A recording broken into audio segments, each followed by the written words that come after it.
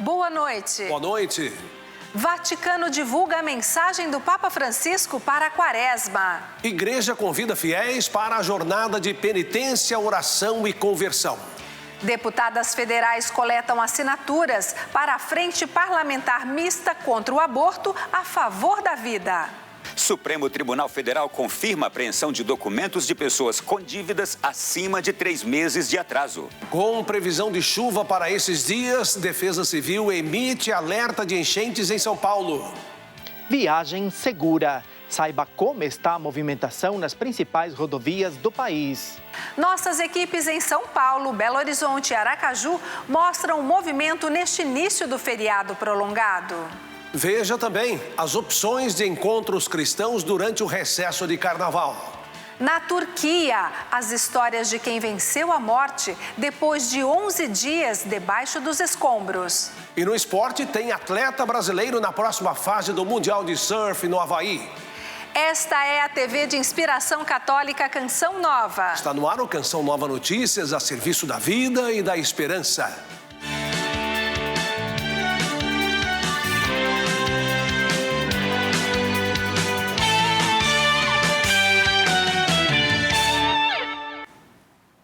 O Vaticano divulgou hoje a mensagem do Papa Francisco para a Quaresma, que terá início na próxima semana.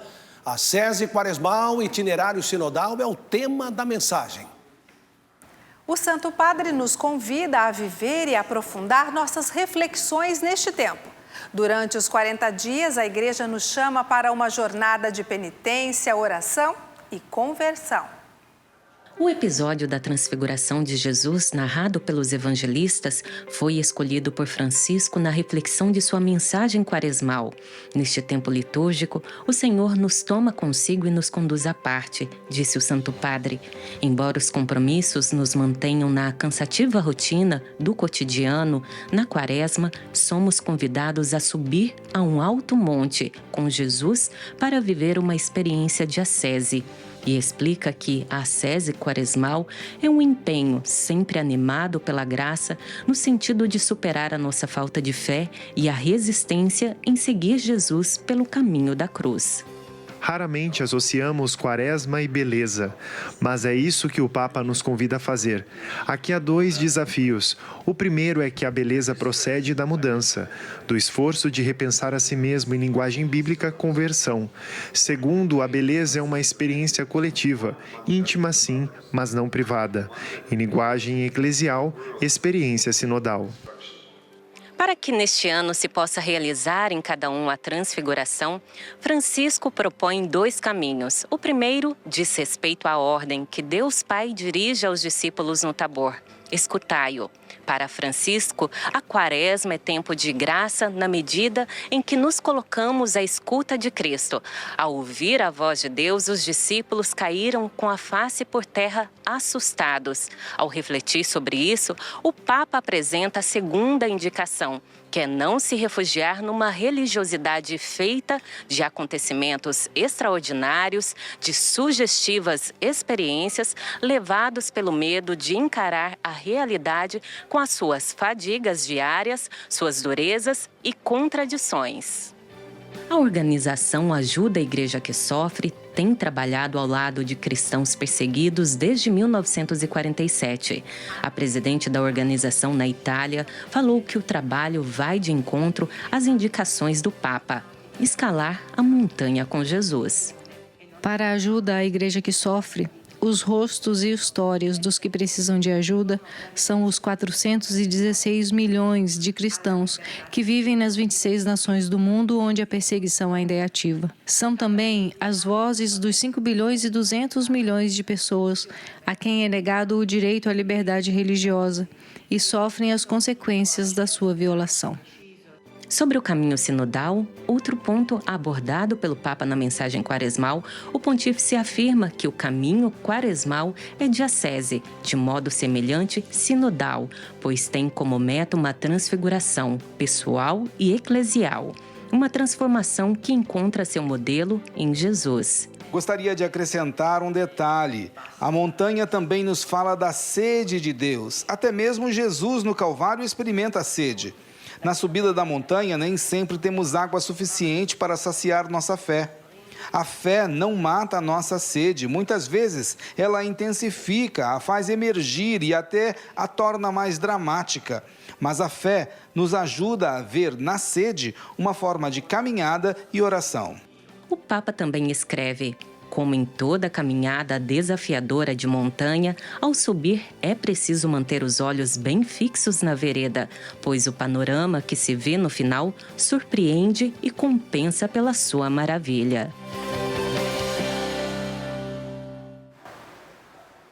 E agora, no Brasil, nós vamos falar sobre política. Deputadas federais estão coletando assinaturas para a instalação da Frente Parlamentar Mista contra o aborto e a favor da vida.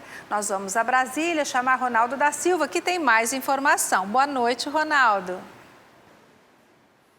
Para você também, muito boa noite a todos que agora nos acompanham. A frente é uma resposta dos parlamentares à cultura de morte que tem avançado no Brasil e no mundo.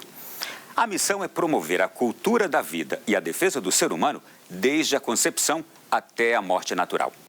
A deputada federal Cristo Nieto, do Partido Liberal do Rio de Janeiro, está colhendo as assinaturas para a instalação da Frente Parlamentar Mista contra o aborto e a favor da vida. São necessárias 198 assinaturas para efetivar a instalação. O objetivo é valorizar a vida desde a concepção, além de atuar contra propostas que busquem a legalização do aborto.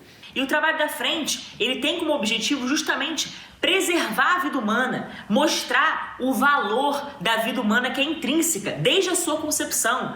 Ali na concepção existe uma vida, não é um ser humano descartável, não é um aglomerado de células apenas, não, é uma vida, trata-se de uma vida humana que precisa ser preservada. Nós precisamos zelar por esta vida. A deputada chama a atenção para as pautas que tramitam no Congresso Nacional com a intenção de facilitar o aborto no país. Quero fazer menção às investidas que nós sofremos pela cultura da morte. A cultura da morte, ela infelizmente, ela está sendo propagada. Há muitas pautas abortistas, há pautas ideológicas nefastas que tentam, ou melhor, que atentam contra o direito natural mais sagrado, que é justamente a vida humana. Ou seja, o direito à vida é o primeiro direito. A deputada Bia Kicis é a favor da instalação da Frente Parlamentar Mista contra o aborto e a favor da vida. Para ela, é necessário combater a cultura da morte de crianças no ventre da mãe. Eu assinei e estou trabalhando junto com a deputada Cristo Nieto pela Frente Parlamentar pela Vida. Muitos grupos, instituições, pessoas que querem ampliar, né, as possibilidades de aborto. E nós temos que lutar pela vida desde a sua concepção. A Igreja Católica defende a vida desde a concepção até a morte natural. Um projeto de lei na Câmara dos Deputados altera as regras trabalhistas e permite que profissionais possam se ausentar do expediente por um dia a cada 6 meses para comparecer à escola dos filhos sem que haja prejuízo no pagamento do salário.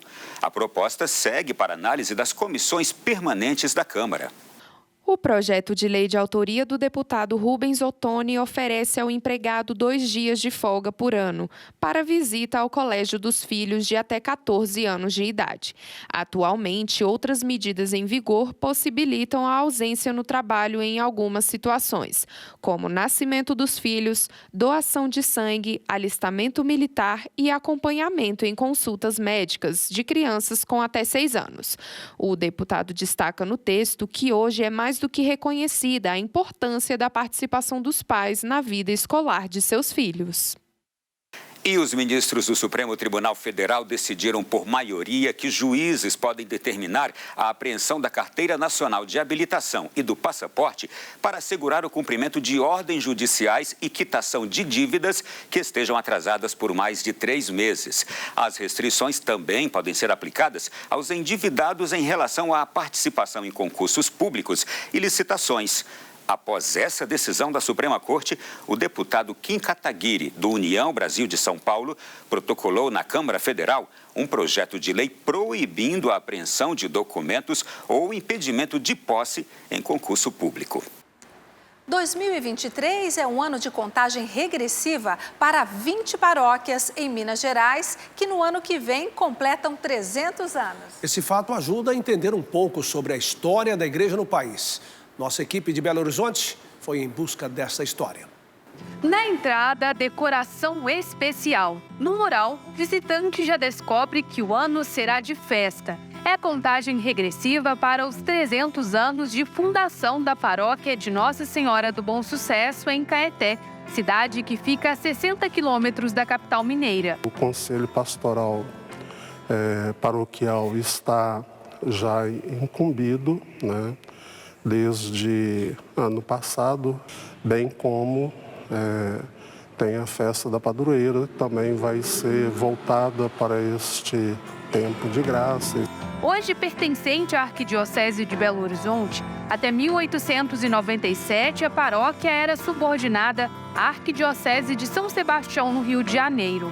A história de sua criação tem relação direta com a corrida pelo ouro em Minas Gerais. Por volta de 1700, o ouro encontrado em Minas Gerais fez com que a parte dos brasileiros e também portugueses viessem aqui para essa região de Minas Gerais e começassem a criar esses pequenos núcleos urbanos. Quando eles foram elevados à condição de vila, aí surgiu essas igrejas menores com a ideia de dar essa assistência religiosa para a população que surgia naquela época. Outras 19 paróquias mineiras também comemoraram 299 anos no dia 16 de fevereiro e começaram a contagem regressiva para o tricentenário. Tantas datas comemorativas no mesmo dia não é uma coincidência. Na verdade, o fato ajuda a contar a história da igreja no Brasil. Na época do Brasil colonial, as paróquias estavam submetidas a um regime chamado regime de padroado. O rei criava as paróquias oficialmente, que eram chamadas de vigararias ou paróquias coladas. O bispo criava as paróquias encomendadas. Às vezes o rei concedia a ereção oficial, ou seja, elevava como vigararia. Com a proclamação da República em 1889, a igreja foi separada do Estado. A fundação de uma paróquia passou a ser responsabilidade apenas do bispo. O bispo consulta o seu conselho presbiteral, tendo condições de manutenção, de sustentação. Oficialmente, ele cria uma paróquia no território da sua diocese.